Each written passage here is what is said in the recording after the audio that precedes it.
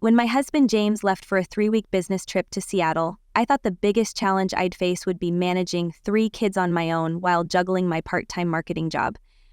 I've always been the calm one, the reliable one, the mother who anticipates meltdowns, diffuses sibling fights, and remembers every school event. It wasn't easy, but I had a system, and it worked. Until Hector showed up. Hector is James's older brother, the fun uncle type who lives for attention and never really grew up. He lost his job a few months back and had been crashing with friends ever since. James mentioned letting him stay with us for a few days here and there just until he got back on his feet. I wasn't thrilled, but I agreed. Family's family, right? That's what I kept telling myself. At first, it was tolerable. He was loud, yes, and messy, but harmless. The kids were intrigued by his energy, especially our youngest Anne, who found him hilarious. But it didn't take long for the charm to wear off. It started with small things, making fun of the shows Lisa liked to watch, calling Rob a mama's boy when he helped me in the kitchen, but the one who bore the brunt of it was Lisa. Our 14-year-old daughter, Lisa, was diagnosed with autism at age 7. She's brilliant, sensitive, and has a deep love for Taylor Swift. Her room is covered in posters, she knows every lyric, every tour date, and can talk for hours about Taylor's evolution as an artist. For Lisa, Taylor Swift isn't just a pop star. She's a safe space, a structure of meaning that helps her process the world. And Hector couldn't leave it alone. One evening, after dinner, Lisa was sitting on the couch watching a concert video. Hector plopped down next to her, grabbed the remote, and said, "Let's see what the Swiffers are crying about today." Lisa corrected him gently, "It's Swifties," but he kept going, "Oh, sorry, Swiffies? Swifters? Swampies?" He laughed like a teenager trying to get a rise out of a sibling. Lisa looked at me, confused and hurt, and I told Hector to knock it off. He shrugged and said, "I'm just playing around. Don't tell me your kid can't take a joke." I wish I'd said more. I wish I'd stopped it right there. But I didn't want to escalate things in front of the kids. I didn't want to seem like the uptight mom who couldn't take a joke either. Over the next few days, the comments continued, always directed at Lisa, always masked as humor. "So, are Swiffers still crying about that scarf thing? Is Tay-Tay still your Lord and Savior?" Lisa would either go quiet or retreat to her room. Rob began to notice too. He'd shoot me looks across the dinner table whenever Hector opened his mouth. Once, Lisa tried to share something she'd written, a small poem she'd composed inspired by a Taylor Swift song. Hector snatched the paper from her hands and read it aloud in a mocking tone before tossing it back at her with a grin. Lisa didn't cry. She just folded the paper carefully and left the room. That night, she didn't come down for dinner. I told James about it on the phone, expecting him to share my concern, but he brushed it off. "That's just Hector," he said. "He's a troll. He'll get bored and move on. Just ignore him." But Lisa couldn't ignore him. And I couldn't ignore what it was doing to her. I started questioning myself. Was I overreacting? Was I being too protective? But every time I saw Lisa flinch when Hector entered the room, I felt something boiling inside me. This wasn't harmless teasing. This was targeted, deliberate, and cruel. And the worst part? Hector knew exactly what he was doing, and no one was stopping him. Not yet. I wasn't sure when the teasing turned into something darker, but I remember the moment I realized it was more than just Hector being Hector. It was a Tuesday afternoon, and Lisa had just come home from school. She walked into the house, humming a Taylor Swift melody under her breath, her earbuds still in, her shoulders relaxed. For a brief second, she looked content, safe. That calm shattered the moment she stepped into the living room. Hector was slouched on the couch, flipping through TV channels with one hand and scrolling his phone with the other. When he saw Lisa, he grinned in that way that made my skin crawl. "Hey, Swiffy," he called out. "Tell me again how that one song saved your life or whatever. I need a laugh." Lisa didn't respond. She pulled out her earbuds and turned toward the stairs, but he wasn't done. "Oh, come on, you can talk to me. Or do you need to consult your Taylor Swift Bible first?" His voice followed her up the stairs like a bad smell, loud enough for me to hear from the kitchen. I stepped in and told him to knock it off. Again. He rolled his eyes and muttered, "Everyone's so sensitive these days." That night, after the kids had gone to bed, Rob came into the kitchen while I was washing dishes. He leaned against the counter, arms crossed, silent. I dried my hands and looked at him. "What's up?" I asked.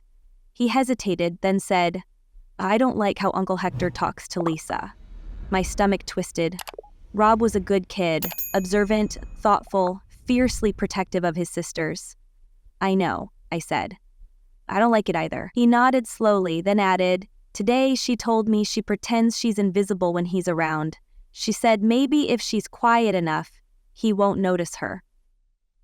That hit me like a punch to the chest. Lisa had never said anything like that before. She had always been proud of her interests, confident in her own quiet way. To hear that she was trying to disappear broke something in me. The next morning, I decided to set some boundaries. I told Hector we needed to talk. He was halfway through a bowl of cereal, not even looking at me. I told him that the way he was speaking to Lisa wasn't okay, and I needed him to stop. He chuckled. You serious right now? It's just a few jokes. The kid needs to toughen up. I kept my voice steady. She's autistic, Hector. You're not joking with her. You're mocking her. There's a difference. He shrugged. Autistic or not, the world's not gonna coddle her. Better she learns that now. I wanted to scream, but I didn't. I just walked away before I said something I couldn't take back. Later that day, Lisa came to me with a notebook. She asked if I could read something she'd written. It was a short story about a girl who had a magical shield that only worked when people believed in her. If they stopped believing, the shield would disappear and the monsters could reach her. I could barely finish reading it. I hugged her tightly and told her how proud I was. She smiled, a real smile, for the first time in days. Then Hector came into the room, saw us, and said, What's this, a support group meeting? Did Tay-Tay release a new sad song or something? Lisa flinched. The smile vanished. I stood up and said, That's enough. Hector raised his hands in mock surrender. Relax. I'm just keeping things light. That evening, Rob came to me again. He'd had it. He told me what happened earlier that day while I was out running errands. Lisa had been trying to explain the lyrics of a Taylor Swift song, something about resilience and healing to Anne, who had asked. Hector interrupted, made gagging noises, and started mocking the lyrics in a fake, high-pitched voice. When Lisa asked him to stop, he called her Robot Girl and told her that no one cares about pop star nonsense except hormonal teenagers and weirdos. Rob had told him to shut up, and Hector responded by calling him Roberta and saying, Looks like little Miss Robot has her knight in shining armor. Rob told me he wanted to punch him. I told him I was proud of him for speaking up, but that violence wasn't the answer. Still, I was secretly grateful that he had stood by his sister. That night, I called James again. I told him everything, laid it all out in detail, from the teasing to the notebook to Lisa trying to make herself invisible. I thought maybe now, hearing it all at once, he'd finally get it. But he was tired, distracted, and said, I get that it's frustrating, but come on, it's Hector. He's not exactly subtle. Just keep the peace until I'm back. I couldn't believe it. She's our daughter, I said. She's hurting. He sighed. I know. I'll talk to him when I get back. That was the moment I stopped expecting help. I knew then that if anyone was going to protect Lisa, it had to be me. The next day, Lisa didn't want to come downstairs. She stayed in her room, curtains drawn, lights off. I brought her breakfast, but she only picked at it. She didn't even mention Taylor Swift, not once. That was when I realized Hector had done more than just annoy her. He had stolen something from her joy, her spark. And the more I thought about it, the angrier I became. I started paying closer attention, listening to every word Hector said, watching how the kids responded, and what I saw made my blood boil. Every time Lisa opened her mouth, he had something to say. Every time Rob stepped in, he found a new way to belittle him, and all of it was under this thin veil of just joking. That weekend, we were all in the living room watching a movie. Lisa had finally joined us after some coaxing, and I thought maybe we could have a peaceful evening. Then, out of nowhere, Hector turned to Lisa and said, You know, if you spent half as much time learning real things as you do obsessing over some singer, maybe you wouldn't be such a weirdo. The room went silent. Lisa's face turned white. Rob stood up. Why do you keep doing that? He asked. Hector laughed. Doing what? You know she doesn't like it, Rob said. She asked you to stop. So why do you keep doing it? Hector looked him dead in the eyes and said, Because I can. Cry about it. I stood up too. Enough, I said. This ends now. But Hector didn't take it seriously. "Wow," he said, mock clapping. "Look at the tough guys over here. What's next? You gonna write a sad poem about me?" Lisa got up quietly and went to her room. Anne followed her. Rob stood there, shaking with anger. And I stood there, looking at the man my husband called his brother, and realizing he had no intention of stopping, not unless I made him. I knew in that moment that I couldn't wait for James to come home. I couldn't wait for the family to magically see the truth. I had to act. And next time Hector crossed the line, I was going to make sure he regretted it. The morning after that disastrous movie night, Lisa didn't come out of her room again. I heard the soft hum of music playing through the door, not her usual enthusiastic singing along, just a low, almost inaudible background presence. It broke my heart. I knocked gently and asked if she wanted breakfast, but she didn't respond. I left a plate by the door and walked away, biting my lip so hard it almost bled. Downstairs, Hector was making eggs like nothing had happened. He greeted me with his usual sarcastic smile. "Morning, boss. Gonna lecture me again today or just glare while I eat?" I ignored him. I wasn't going to waste my breath anymore, not on words he wouldn't listen to. I poured myself coffee and sat at the kitchen table, staring at the steam rising from the mug. My hands were shaking. I knew I couldn't keep doing this. I had to make a decision, but everything was tangled in family and guilt and history. Around noon, my phone buzzed. It was James. I didn't want to answer. I knew exactly what he was going to say. More excuses, more minimizing. But I picked up anyway. "Hey," he said, sounding rushed. "How's everything going?" I laughed bitterly. "Still think Hector's just joking around?" There was a pause. "Look, I know you're upset, but he's family. He doesn't mean anything by it." I closed my eyes. "Lisa hasn't come out of her room in 2 days, James. Rob wants to punch your brother. Anne is starting to ask why Uncle Hector makes people sad. But yeah, sure, let's just keep pretending it's fine." He sighed. "You're making it sound worse than it is." That was it. I exploded. "I'm not making anything sound worse than it is. You're just not here to see it. You're not the one who has to watch your daughter shrink into herself. You're not the one who hears your son venting about how no one protects his sister. You're not the one cleaning up the emotional mess every time your brother opens his mouth." Silence again. Then he said, "I'll be home in 5 days. Just hold it together until then." Hold it together, like I was a fraying rope, like it was my job to keep everything from falling apart while everyone else got to look the other way. That same day, my mother-in-law called. "I heard there's some tension at home," she began, her voice carefully measured. "Hector said you've been giving him a hard time." I almost laughed. Of course he ran to her. Of course he twisted the story. I tried to explain what had been going on, how Lisa was being mocked daily, how Rob was furious, how I had asked Hector to stop repeatedly. She sighed. "He's just struggling right now, honey. Losing his job was hard. You know Hector, he pushes buttons. He doesn't mean anything by it." There it was again, the same line, the same excuse. "So my daughter just has to deal with it because he's struggling?" I asked. "Is that the price of being in this family? Emotional abuse in exchange for tolerance?" "Don't be dramatic," she said gently, like I was the unreasonable one.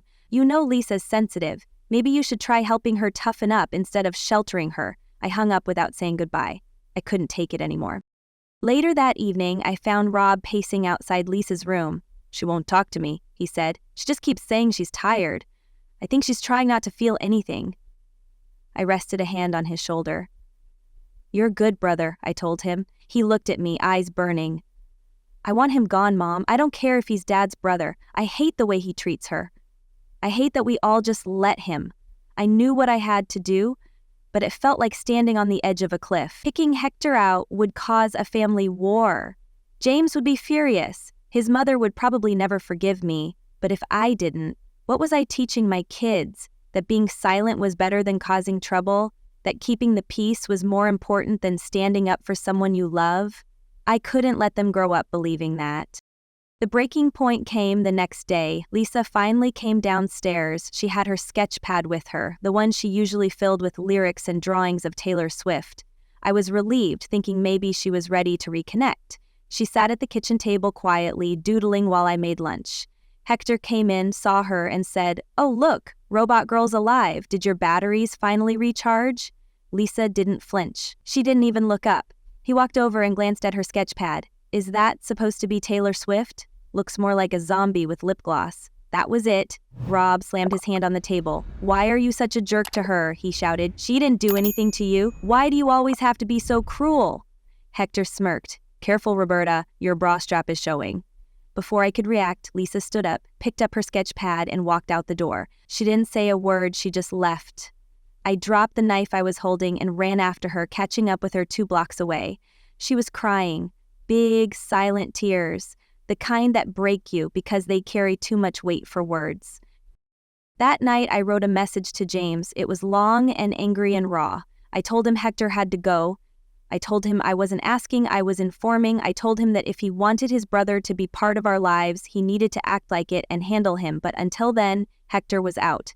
I didn't press send, not yet. I stared at the screen for over an hour. Then I saved it as a draft and went to check on Lisa. She was asleep, clutching her sketch pad like a security blanket. I kissed her forehead and whispered, I've got you, I promise. Then I went downstairs and found Hector on the couch watching some mindless reality show, laughing like nothing had happened. I stood in front of the screen. We need to talk, I said. He groaned. What now? You're done, I said. You're not welcome in this house anymore. You pack your things and you leave. Tomorrow. He stared at me like I'd lost my mind. You're kicking me out? Over a brat and her feelings? Over your constant cruelty? Over the way you've poisoned this house? Over how you treat my children like toys in your twisted little comedy routine? He scoffed. You don't have the authority. I do, I interrupted. This is my house, my children, my rules. You have until noon. He stormed upstairs, muttering insults under his breath.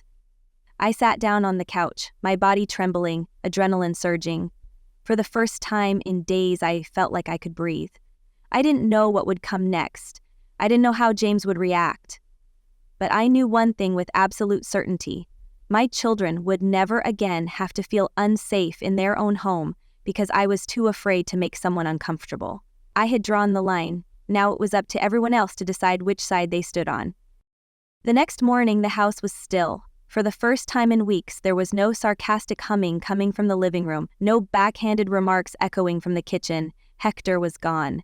He had stormed out around midnight after slamming a few cabinets and muttering something about how I'd regret treating family like trash. He took his bags, his ego, and a leftover container of chicken he had made the day before. I didn't sleep a second. I lay awake, listening to the silence, replaying every conversation in my head, bracing for the backlash. I knew it would come. I had challenged a dynamic that had been silently tolerated. For years, I had broken the unspoken rule. Don't make waves. But I didn't care. I was done with keeping the peace at the expense of my children. By noon it started. My phone buzzed. First it was James. I stared at the screen as it rang. I didn't want to answer, but I also didn't want to avoid it, so I picked up. His voice was sharp, tense. What the hell happened? I told him exactly what I had told Hector, that he was out of control, that Lisa was terrified of him, and that I wasn't going to allow it anymore. You kicked my brother out without talking to me first? He snapped. I bit my tongue to keep from yelling. I've talked to you, James. I've talked to you again and again. You just didn't listen, so I stopped talking and started acting. He was quiet for a beat. You humiliated him, he finally said. That's when something inside me snapped. I humiliated him? After everything he said to Lisa? After the names he called Rob? After the way he mocked our daughter for simply existing the way she is? No, James, he humiliated himself. I just refused to protect him from the consequences. He didn't respond. I could hear his breath on the line, slow and heavy. Then he muttered, I'll deal with it when I get home. No, I said. You won't, because I already did. By evening, James's mother had called 3 times and left 2 voicemails.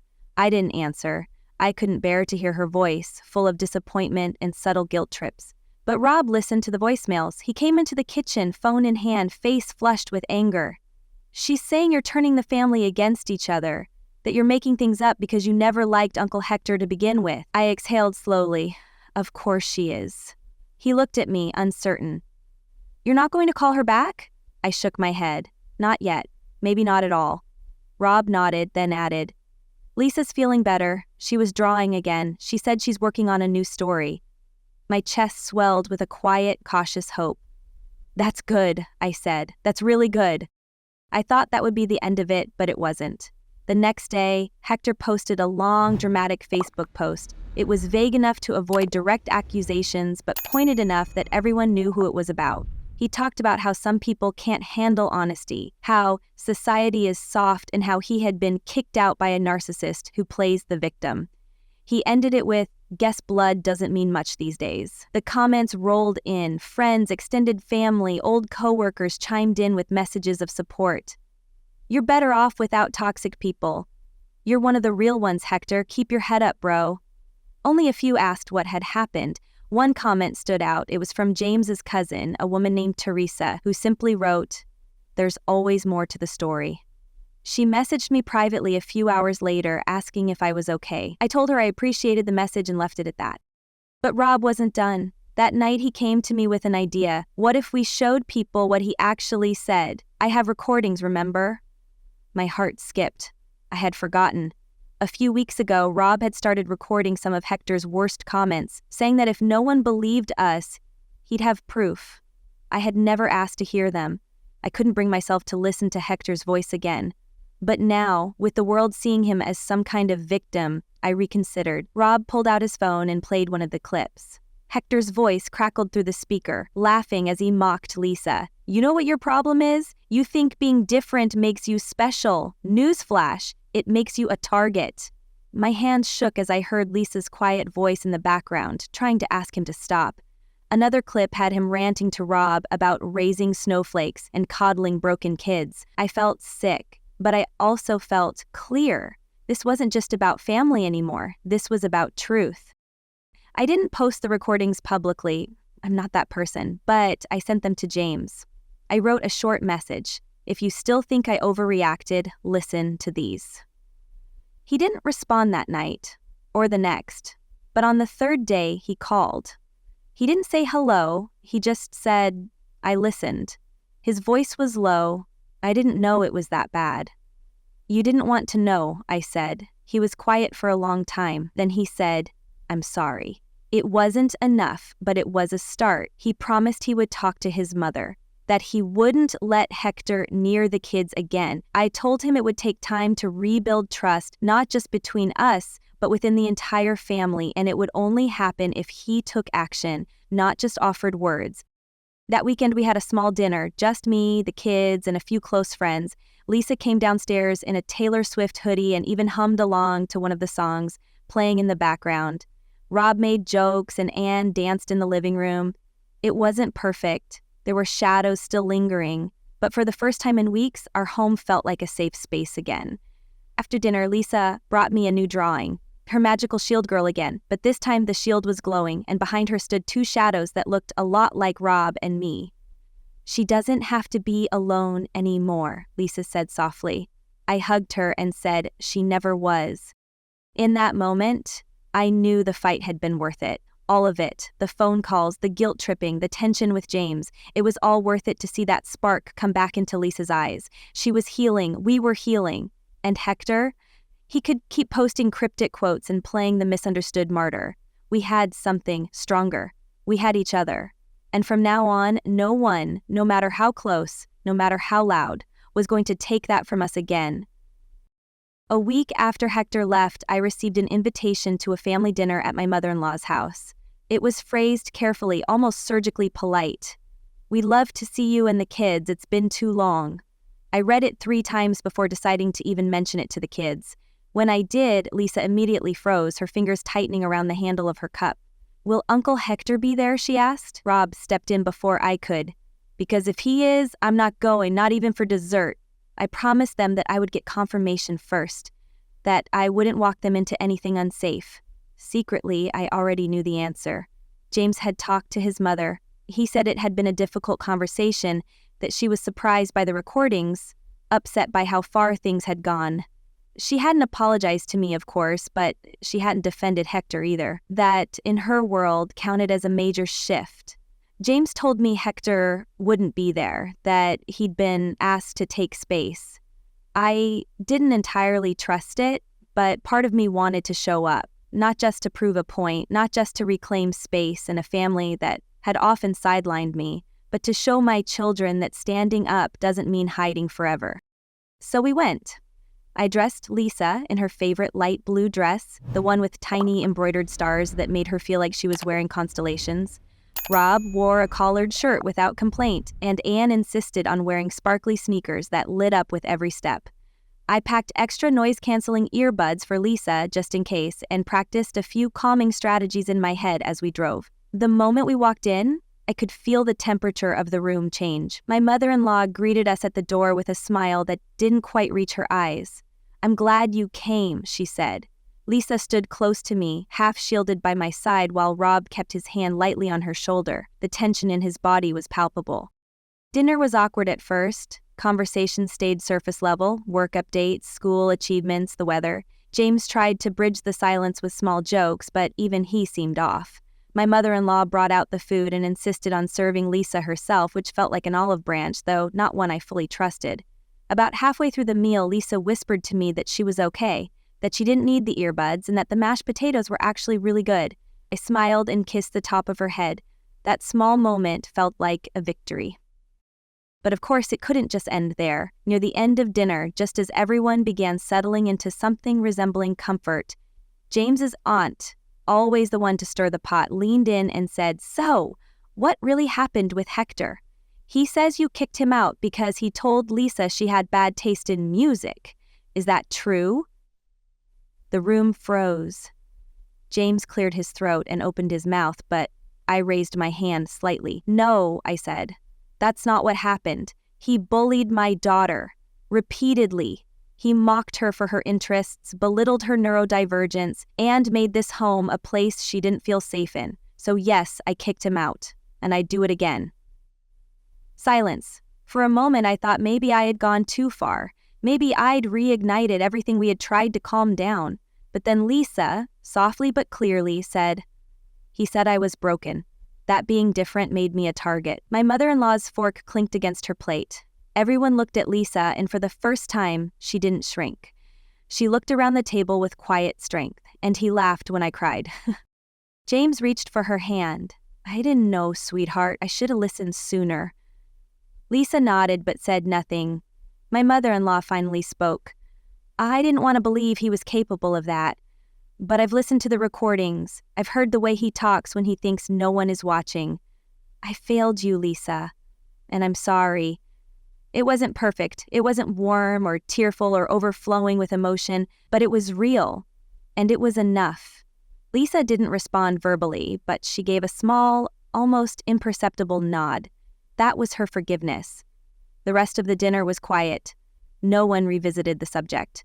But the energy had shifted. The silence wasn't oppressive anymore. It was peaceful. After we got home that night, Lisa sat at the dining table and began drawing again. She didn't go straight to her room, didn't isolate herself the way she had before. She sat there for over an hour, humming softly and sketching. Rob helped Anne with her homework, and James stood beside me in the kitchen, watching our children with tired, grateful eyes. "You did the right thing," he said. I looked at him. "You know that now?" He nodded. "I do. I was scared of rocking the boat, but you were already in the water, trying to keep everyone afloat." A few days later, I received a text from Hector. It was brief, defensive, but had a trace of something resembling acknowledgement. "Didn't realize I was being that much of an ass. Won't come round anymore. Tell the kids sorry." I didn't reply. Some things don't need a response. Instead, I forwarded the message to James. He read it and said nothing. That weekend, we started planning our summer trip to Colorado again. Lisa asked if we could go horseback riding, Rob wanted to hike, and just wanted a big pool. We agreed to it all. When I emailed the rental property, the manager remembered us from last year and said they were happy to hold the same cabin. Everything started to come back together. But what struck me most wasn't the return of normalcy, it was the way Lisa carried herself now. Not louder, not bolder exactly, but clearer. Like she had stopped apologizing for taking up space. One afternoon, while we were out shopping for new boots for the trip, Lisa stopped in the middle of the aisle, looked up at me, and said, "You protected me, even when nobody else did." I felt tears sting my eyes, but I didn't let them fall. I just hugged her and said, "I always will." Family is complicated. It's messy and imperfect and full of people who can hurt you deeply without even realizing it. But what I learned What I hope my children learned is that protecting your peace, your boundaries, and your loved ones doesn't make you difficult. It makes you brave. And sometimes the bravest thing you can do is say enough. Even when your voice shakes. Even when everyone else wants you to stay quiet. Even when it means standing alone until others find the courage to stand with you. The weeks that followed were calmer, almost deceptively so. There were no sharp comments tossed casually over the dinner table, no tension building beneath the surface with each passing day. The house began to feel like it belonged to us again. The kids settled back into their routines, the air felt lighter, and for the first time in a long while, I was able to sit in silence and not feel anxious about what was brewing next. Still, there were moments where the residue of Hector's presence lingered like the shadow of an old bruise. It would happen when Lisa hesitated before answering a question in front of others, or when Rob instinctively jumped in to defend a point no one was arguing.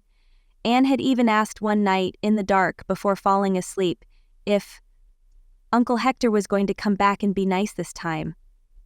I told her the truth. I said, I don't think he's coming back at all, and I meant it. It wasn't spoken with resentment or bitterness, just clarity. We had closed that door, and I had no intention of reopening it. James tried, I'll give him that. He made a visible effort to be more present with the kids, especially Lisa. He didn't pretend to understand everything, but he started asking more questions, sitting with her while she talked about music, even watching some of her favorite Taylor Swift performances on YouTube without checking his phone. Lisa was cautious at first. She'd looked to me, almost asking permission to engage. It took time, but slowly her trust in him began to return. One evening, I walked into the living room and found them on the couch, side by side, headphones plugged into a splitter as they listened to a live version of All Too Well. Lisa was explaining the meaning of the lyrics line by line, and James, stoic, pragmatic James, was nodding and asking real questions. My heart swelled at the sight. I stood there for a long time, just watching. He noticed me and smiled, silently acknowledging what this moment meant. Later that night, he said, I didn't realize how much I missed while I was gone. Or maybe I just didn't want to see it. I told him it wasn't too late to catch up. My relationship with my mother-in-law remained strained. She had extended olive branches, small invitations, polite messages, but there was still a wall between us. I hadn't forgotten how quick she had been to dismiss Lisa's pain, how eager she was to preserve the image of a cohesive family at the expense of reality. But I also knew holding on to that anger wouldn't help anyone, especially the kids. So when she invited us over for Easter lunch, I accepted. I told her we'd come, but only if it was understood that Hector would not be there, that there would be no surprises. She agreed. The lunch was civil, quieter than most family gatherings used to be, but it wasn't tense. She made an effort to engage with Lisa, asking about her favorite albums and complimenting her drawings.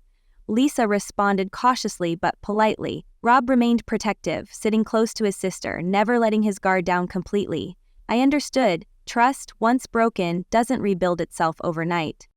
After lunch, while the kids hunted for eggs in the backyard, James's mother pulled me aside. I wanted to say thank you, she said, her voice soft, for coming and for not shutting us out. I nodded. I'm trying, I replied honestly, but it's going to take time. She looked down, fidgeting with the edge of her cardigan. I know I didn't handle things right. I didn't want to believe that Hector could be cruel, but I know now that I was wrong. I'm sorry.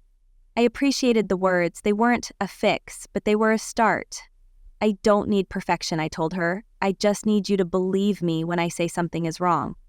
She nodded, and in that moment, I felt something shift. Not everything was mended, but at least it wasn't broken beyond repair. One of the most unexpected changes came from Lisa herself. She started volunteering at the local library during weekends, helping organize books and run story time for younger kids. It had been her idea. She said she wanted to be somewhere quiet and organized where people didn't talk over each other. The first Saturday, I dropped her off and watched as she walked through the doors with her sketch pad tucked under her arm and her earbuds slung around her neck like armor. A librarian greeted her and she smiled. Small, but real. When I picked her up that afternoon, she got in the car and told me, I like it there. It feels calm. I squeezed her hand and said, I'm proud of you. She replied, I'm proud of me too. Rob, in the meantime, started showing signs of something I hadn't anticipated. Leadership. At school, his teachers mentioned how he had been stepping up in group projects, how other kids seemed to look to him during discussions. One even said, "He's become the guy who speaks up when no one else wants to. It's impressive." I saw it at home too. He was more confident, more vocal, not just in defending his siblings, but in expressing himself. He started writing a journal, short essays, bits of poetry. When I asked if he wanted to share them, he said, "Maybe one day. Right now, I just want to get things out of my head." I told him that was one of the healthiest things he could do. He smiled, and I saw the young man he was becoming, shaped not by trauma alone, but by how he responded to it. I was in awe of both of my older kids, how they had taken pain and turned it into something strong and meaningful. As for Anne, she was still our spark, bright, sensitive, and sometimes hilariously unaware of the depth of everything happening around her. One evening, during dinner, she asked, "Can we invite everyone over for a big game night again?" Rob and Lisa exchanged a glance. I hesitated, then said, "Maybe not everyone, but yes, we can start doing things like that again." She grinned and immediately began planning what snacks we'd need and what games we'd play. Her innocence, her insistence on joy was a reminder that not all battles leave permanent scars. Summer approached faster than I expected. We finalized our plans for Colorado, the same cabin, the same hiking trails, but a different energy this time. It wasn't about escaping anymore, it was about celebrating how far we had come. I sent the deposit, packed the guidebooks, and started creating a playlist with the kids. Taylor Swift heavy, of course. One evening, Lisa sat on the porch with me, watching the sky turn gold and pink. "Do you think people can really change?" she asked. I thought about it. Some can. Others just get better at pretending. But you've changed. You've grown, and that matters more than anything they do. She nodded and leaned her head on my shoulder. "I think I like who I'm becoming," I smiled. "I do too." There was a time I thought standing up to Hector would fracture everything beyond repair. I thought it would make me the villain, the troublemaker, the woman who couldn't take a joke. But looking back, I see that it was the moment everything started to heal. Not because people suddenly became better, but because I stopped accepting less. I drew a line, I held it, and in doing so, I gave my children a lesson more powerful than any lecture or rule. I showed them that they deserve respect, that their voices matter, and that silence in the face of cruelty is not kindness, it's complicity.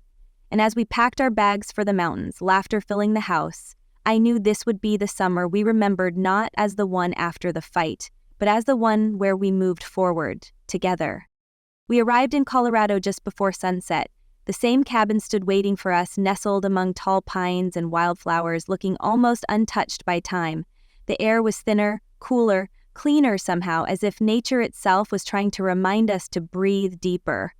As we unpacked the car, Anne ran up the gravel path, shouting about who was getting which bed.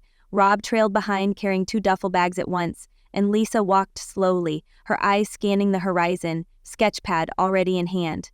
James and I shared a look, an unspoken moment of gratitude for simply being here, all 5 of us, whole. That night, after a simple dinner on the porch, the kids went off in their own directions. Rob was helping Anne build a blanket fort inside the cabin, while Lisa sat beside me with her legs curled under her, drawing by lantern light. Her pencil moved quickly, precisely, and I could see from the corner of my eye the shapes beginning to form. Mountains, a figure in the distance, tall trees framing the page. She didn't look up when she spoke, her voice soft. "I don't feel small here." I turned to her, surprised. "What do you mean?" She paused, then said, "At home, I sometimes feel like I'm taking up too much space. Like I need to fold myself smaller so I don't bother anyone. But here, it's like I'm just part of the world, and that's okay." I didn't know how to respond at first. My throat tightened, and all I could manage was, "You don't ever have to fold yourself for anyone, sweetheart. Not ever again." She smiled faintly and kept drawing. The next few days passed in a rhythm that felt peaceful and real. We hiked trails that wrapped around the mountains like ribbons, the kids stopping every few steps to collect rocks or point out birds. We built fires and roasted marshmallows, played cards under the stars, and took slow, meandering drives with the windows down and music turned up. Lisa even let Rob play his music for once, and he didn't complain when she switched it back to Taylor Swift. There were no explosions, no arguments, no tension buzzing beneath the surface. Just laughter, conversations, silence when we wanted it, and the sense that we were all safe with one another. One morning, near the end of our trip, James and I sat on the edge of a boulder overlooking a lake while the kids explored the shoreline below. He looked out over the water and said, "I never imagined things would get that bad with Hector. I was blind to it." I didn't respond right away. I had learned to let silence speak sometimes. "I know now," he continued. "I know what it cost you to stand your ground." I nodded. "I didn't do it because I wanted to fight. I did it because I was afraid of what would happen if I didn't." He looked down at the trees, then back at me. "You saved her. You saved all of us, in a way." His voice cracked slightly at the end. I took his hand. We didn't need to say anything more. Our last night in the cabin, we lit a fire outside and wrapped ourselves in blankets. Lisa played her favorite song on a portable speaker, nothing too loud, just soft background music that somehow made the stars feel even brighter. Anne fell asleep in my lap, and Rob stretched out on a blanket nearby, arms behind his head, staring at the sky like he was trying to memorize it. Lisa leaned her head against my shoulder, her eyes half closed. "I don't think I'm broken," she said. I turned my face toward her. "You're not," I said. "You never were," she nodded. "I think I just needed someone to say it out loud." I wrapped my arm around her and held her close. We left Colorado the next morning with full hearts and tired eyes. The drive home was quiet but not heavy. Lisa sketched most of the way, occasionally glancing out the window for inspiration. Rob made a playlist for the drive and took requests from everyone, even Anne, who insisted on adding a silly song from her favorite cartoon. James and I held hands for a while, both of us knowing that while there would always be challenges, this moment, this peace, was something we had earned. Looking back now, I don't regret any of it. Not the confrontation, not the tension, not the loneliness I felt while trying to make people see what I saw. If I hadn't spoken up, I would have lost more than just my voice. I would have lost the part of myself that knows how to protect what matters. I stood up because I had to. And in doing so, I gave my children permission to stand too, to claim space, to know their worth. This wasn't a perfect story. There were no cinematic apologies or grand reconciliations. But there was truth, there was growth, and above all, there was love. Strong enough to hold us together when everything else tried to pull us apart. That's enough for me. That's everything!